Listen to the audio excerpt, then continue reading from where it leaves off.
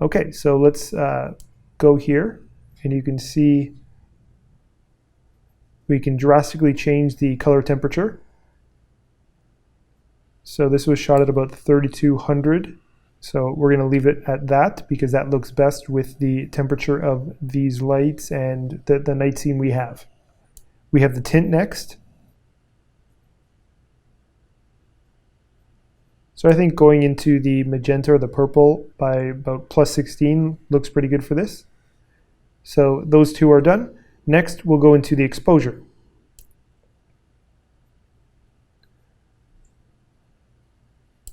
Okay, I've set that up to +70. The contrast we will leave for now. Next, we have highlights and the shadows. Now here's one of the most drastic changes we can do for a raw image, because this is where you really get a lot of dynamic range, or essentially the contrast between the brightest spots and the darkest spots. So normally what I do is I take the highlights and I bring them all the way down, and then I bring the shadows and I bring them all the way up. And as you can see, this kind of gives it like a high dynamic range or HDR type of feel. And then from there, we can go back up to the exposure and bring it back up. Now this does introduce a little bit of noise, as you see, but we can play around with that and reduce it later. Okay, next we will play with the white levels.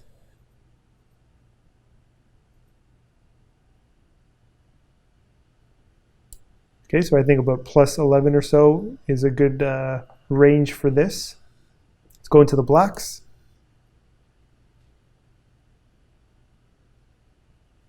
I think -9 would be good for this photo.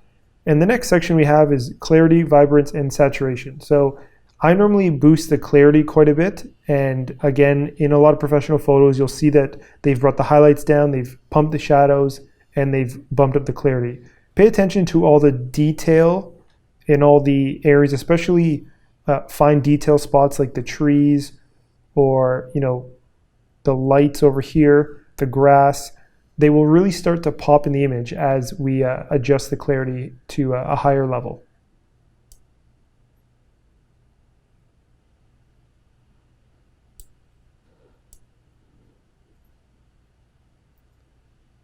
So you can see this at +100 right now. This is definitely too much in my opinion, but you can see what it's doing. So let's roll that back a bit to something a little more natural. Okay, next we have the vibrance.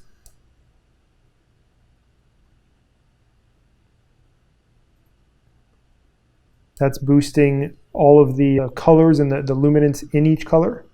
Next we have the saturation, which is similar to the vibrance. It makes them a little more defined.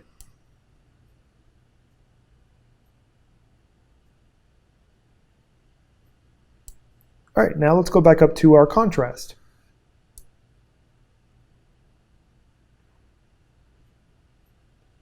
All right, next let's go to the tone curve, which is the next one here.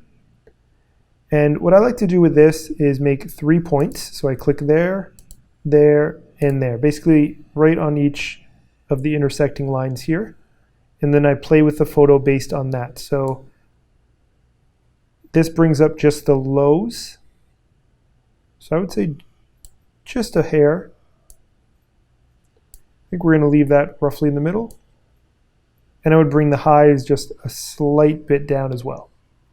All right, now let's go over to the detail tab. On this tab, this is where you can reduce the noise. Now, you won't notice it fully zoomed out like this, seeing the full image. So as you can see down here, it says, for a more accurate preview, zoom the preview size to 100%. So if we go over down here and just zoom that in, and then hold spacebar and move the image up,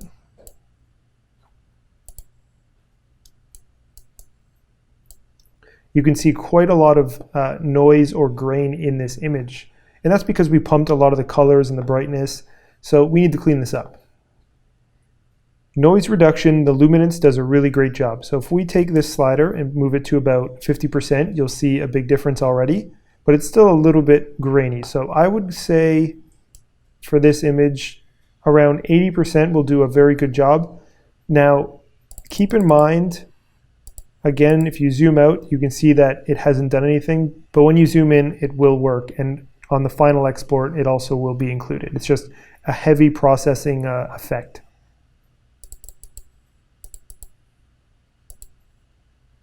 Okay, so let's set this back to fit to view.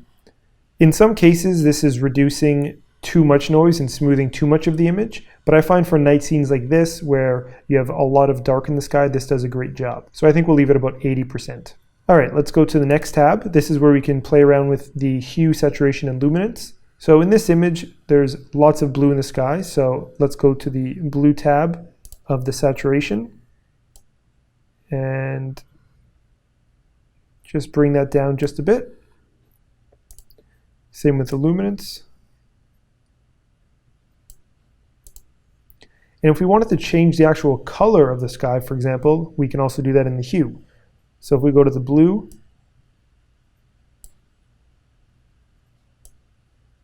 or we can make it more purple.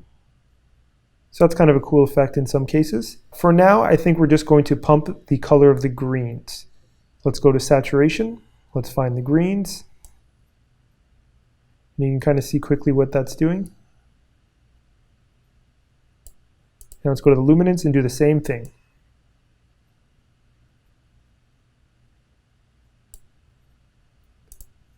Okay, so I think for this image, that's about all we will do.